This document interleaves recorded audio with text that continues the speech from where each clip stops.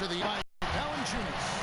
And nobody, guys, among the defenders stepping up to challenge him on that drive to the 10. And Greg, he says, thank you very much, and sails in for the flush.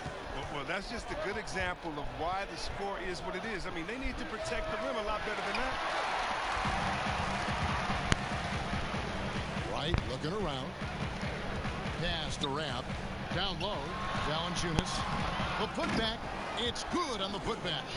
You know, we talk about it all the time, guys. Those second chance buckets, always the result of that extra effort. And so it's the Memphis Grizzlies holding on to an 8-point lead heading into the break. They're playing a bruising game inside, and it's working for them. Back right after this. Well, we've got a minute now. Let's hear what it was like for AI in his first NBA game. I look back on it, and it was just a surreal experience, you know, getting the call up, joining the team. Everything happened so fast I didn't have time to, like, overthink it or overanalyze it. So it was a bit of a ride, but, I mean, I wouldn't have it any other way given the circumstances. And that first game must have been a whirlwind for him. Joining the team when he did with that much on the line, that's a lot of pressure to drop anyone into. AI showed, though, he could handle it and proved to be an asset. And for those of you just tuning in, the second quarter of action is where we're at right now. And for Memphis, guys, what jumps out to you, stat-wise? Playing smart in this first period. Credit their unselfish play. Always a good strategy. Get as many people involved as you can early on. This is how the floor looks for the Hawks starting the second quarter. With shooting at such a premium in today's game, let's talk aesthetics. Chris, for your money, the prettiest jump shot you think going in the league right now? There's four that come to mind and one guy that doesn't play in the league anymore. Let's go with Klay Thompson. You know he can knock it down. Probably the best catch-shoot guy in the league. Now you got to go to Bradley Beal. Beautiful stroke. And Ray Allen. Oh, they had two of the prettiest strokes you've ever seen. Steph Curry, the flea flicker, how quick it is pure, but I got to add one person. Steph Curry's dad. He had a pretty jump shot, too. Dell Curry. That's, oh, yeah. And I played against Dell, and it was so quick and so similar to Steph's shot that anytime I see Steph, I think of his dad. I used to tell Steph a couple years ago, I think your dad can still shoot better than you, but I think he's proving me wrong. Oh, look at the soft touch on the teardrop. Time call here. The Hawks decide to talk it over. The son of former NBA coach Bernie Bickerstaff, JB, got his first head coaching job here in Memphis. Yeah, I played for his father, such an intense coach and with a deep playbook. And after Fizdale was fired, JB was named the Grizzlies' interim head coach. Before that, he had been an assistant in Charlotte, Minnesota, Houston. He's a young guy, but he's been around basketball a long time.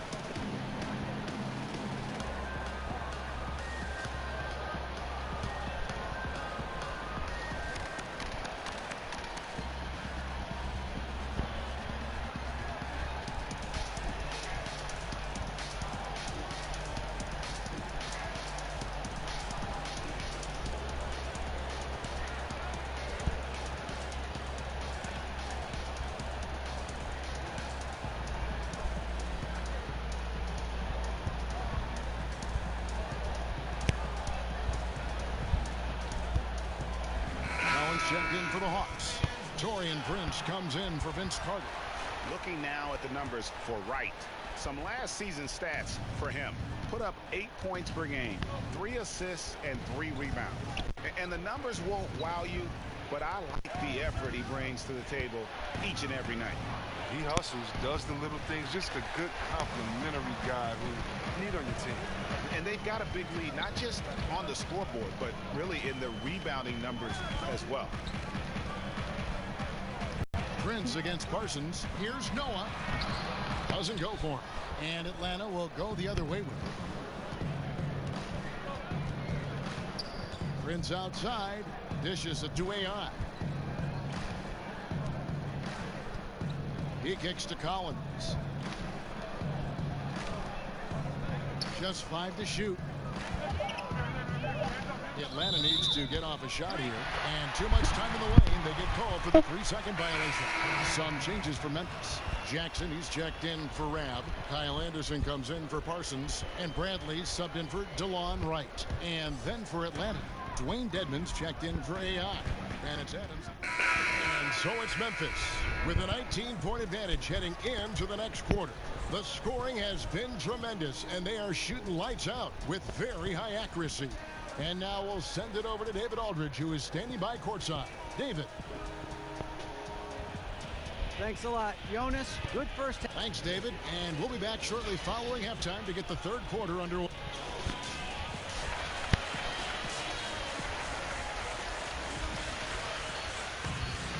Well, we've got a second.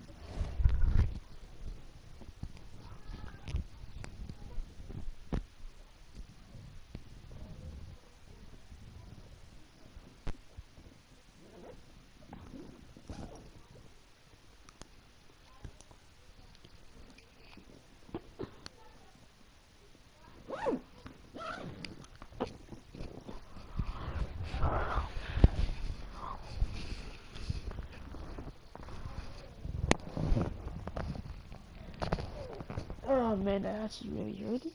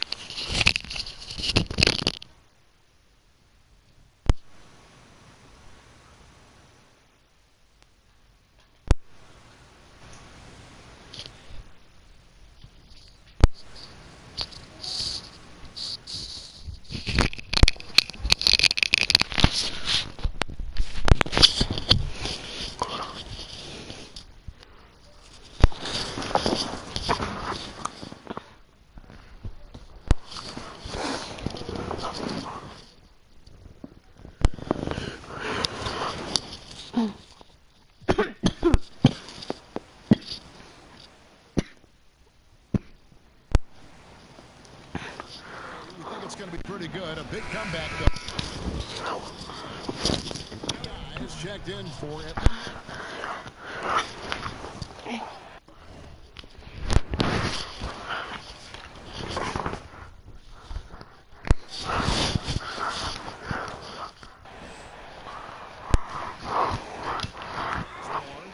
Seven points in the game.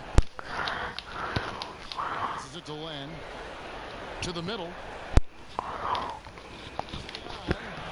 Down in the AI's got 6 and a minute played as the second half gets going. And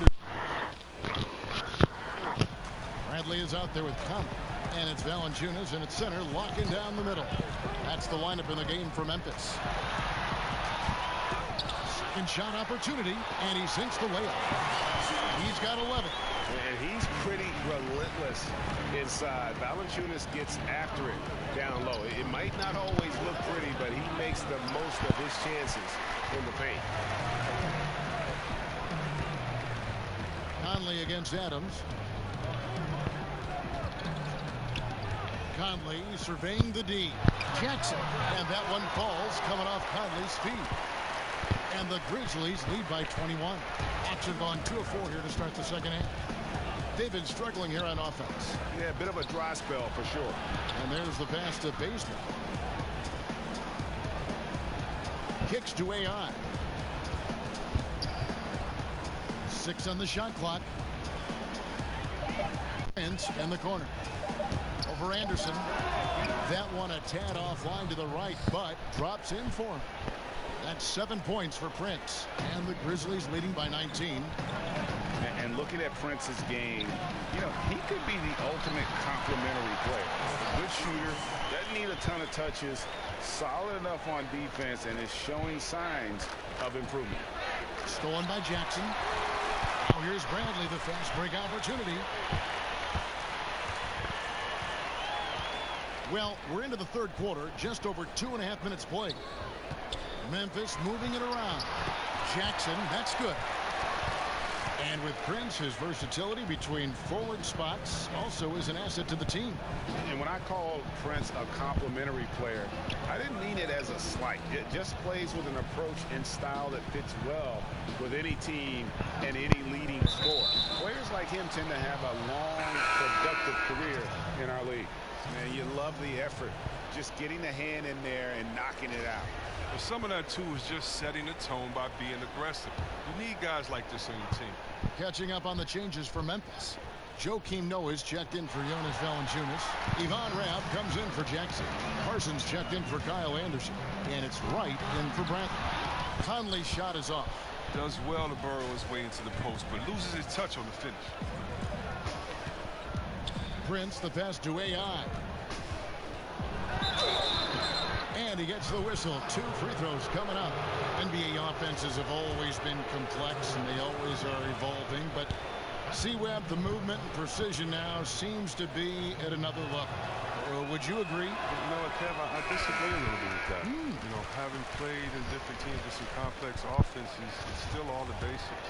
You still have the old flex offense, and that's nothing but what Utah, Karl Malone, and John Stockton used some 20 years ago.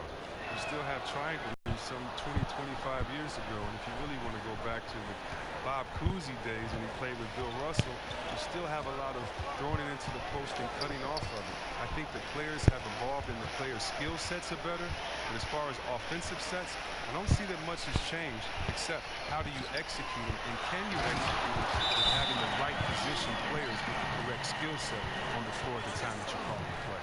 I love your honest appraisal. Time called here. The Hawks decide to talk it over. Well, it's clear that Parsons is not the same player he was once.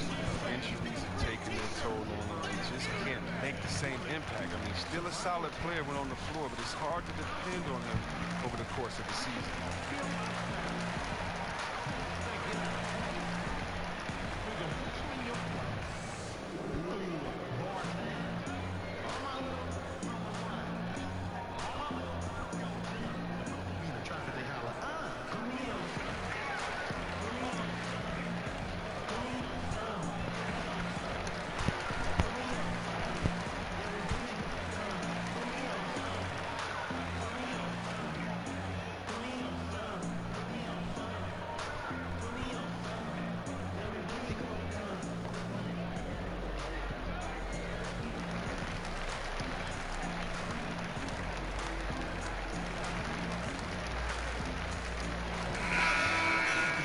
We'd like to take this moment to show you the teams that a year ago made a trademark of scoring points off turnovers. Number 5, the Hawks. And this team, in terms of scoring off of turnovers, that became the identity. I mean, they really look to disrupt. So Memphis going with almost an entire new group here. Jonas Valanciunas, he's checked in for Noah. Jackson comes in for Rabb. Anderson, he's checked in for Parsons. And Bradley's subbed in for Mike Conley. A chance here to get a quick injury report. Now for an update on John Collins' injury, let's go to David Aldridge. After taking a look, he informed me that it doesn't look too bad. He'll have to sit the rest of this one out, and it's unclear how much longer he'll be out afterwards. Evan? All right, David, thanks for checking in and letting us know how he's doing. And let's just hope that he doesn't have any setbacks during his recovery. Fingers crossed, and hopefully it's nothing but good news from now on when David gives us updates on. On the court for Atlanta, they've got Anderson. AI is out there with Davis. Then there's Kent Bazemore. And it's Adams in at the 1 spot. And foul on the shot, so he'll get a chance at the line. And this is what the schedule looks like coming up for Memphis. On Monday, they'll be matching up against Rudy Gobert and the Utah Jazz. And then on Wednesday, they continue the road trip, heading out to Sacramento to take on the Kings.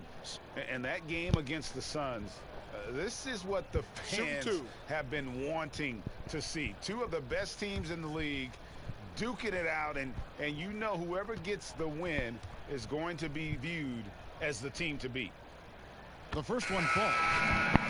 And Chris, for Parsons, the injuries you spoke of. He hasn't played more than a half a season since 2016. Yeah, but if I'm him, maybe the positive is he can still be a good player off the bench as a leader. You know, some shorter minutes to keep him healthy over 82 games maybe is needed, and still he's a very smart player with a good work ethic. He's just needing to stay healthy. Chris, we hear the word switchability, popular term used these days. Talk about the importance of having guys who can defend multiple positions. It's so important because it allows for the flexibility with your matchups. You can avoid being forced into mismatches. So you definitely need players like that. However, Kev, I think that the NBA has gone switchability crazy. You shouldn't switch everything. Switching on defense should only be if the coach wants to take a player out the game or if it's just needed at the last second. Usually communication is the key because there are no new plays under the sun. You see the play coming and developing it, and if you can communicate, that's usually when you don't need to switch. I think coaches have lost trust in players' willingness to communicate, and switching has become kind of a lesser of two evils, I guess you could say. And I hope we get away from as much switching as we do because it puts guys in totally wrong positions, and if you have a smart offensive player, he'll pass his way out of that right to the guy with the mismatch. Your take is real interesting. Davis finds Bazemore. Nice ball movement here by Atlanta. That's tipped. Caboclo, the best. Jackson in the corner. Lets it go from deep. No good that time. And it's the Hawks taking it the other way. Pass to Anderson. To the middle. Bazemore with it. Guarded by Valanciunas. And there's the whistle. 3-second violation. And they're just playing fast and loose. Sometimes that'll burn you. Like right here, you have to value each possession, especially when you're behind. And some changes here for the Grizzlies. Rabs checked in for Jonas Valanciunas. Chandler Parsons comes in for Jackson. And Mike Conley subbed in for Wright. And a change for the Hawks. Bembry's checked in. On the wing, Brooks. Pass to Caboclo. The Grizzlies with another miss. The Hawks shooting has been wayward so far. Only 37% from the floor. Well, guys, this was never really a contest. Just a total obliteration, if you will. And you can safely say mission accomplished now for the Grizzlies. And this was one that never really was in doubt, I thought. An all-around dominant performance. And you kind of thought that maybe even going into the game. Yeah, there was a sense of that. And man, they just pretty much blew them right out of the water. A clinic was put on display here today. And so with this, they'll end up with their second win on the year. And with the win approaching, they'll take the first game here of 2 that they'll play against this team. Nice to get that first one out of the way and set the tone. And you know, when you look at the huge impact he had, just a monster game for Conley. Just an outpouring of points from him. Nobody could do much to keep him from dropping it in. And he makes the first. Joakim Noah's checked in for Caboclo. Adams, he's checked in for Atlanta.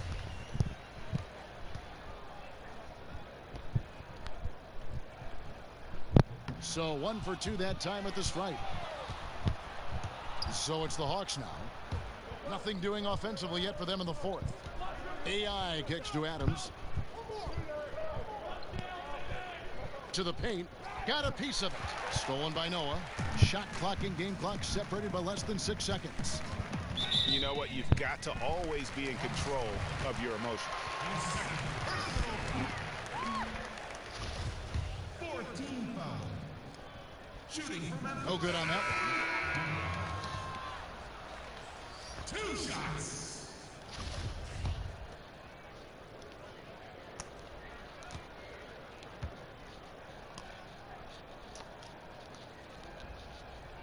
Second free throw, no good. AI kicks to Adams. Passes it to Anderson. Here's Bembry. And the officials calling for a 3-second violation. And hate to make a mistake there. Have to stay focused. You're so right. Trying to shrink the deficit, sometimes you push too hard to make something happen. Adams against Conley.